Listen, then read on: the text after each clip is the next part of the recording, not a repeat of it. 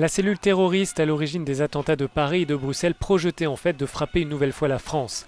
C'est ce qu'affirme le parquet fédéral belge, c'est en fait l'accélération de l'enquête en Belgique qui a poussé les terroristes à mener les attaques à l'aéroport de Zaventem et dans le métro bruxellois. Ces nouveaux éléments font suite à l'interpellation vendredi de Mohamed Abrini. Le suspect semble collaborer pour le moment avec les enquêteurs. Lui et ses complices auraient agi dans la précipitation après l'arrestation de Salah Abdeslam, le suspect clé des attentats de Paris.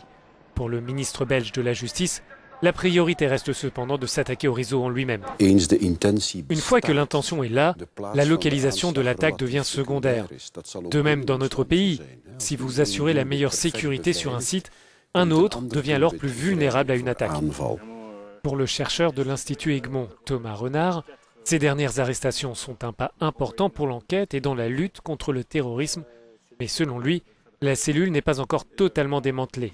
Abdelhamid Abaout, avant de mourir, avait parlé de 90 individus qu'il avait formés et qu'il avait dépêchés spécifiquement en France et en Belgique pour mener des attentats. Aujourd'hui, on est aux alentours d'une quarantaine, d'une cinquantaine d'individus tués, interpellés ou en tout cas sous surveillance. Il en reste un certain nombre qui sont encore effectivement dans la nature.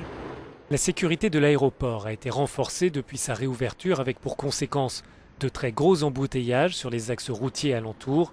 Certains voyageurs ont même rejoint l'aérogare à pied.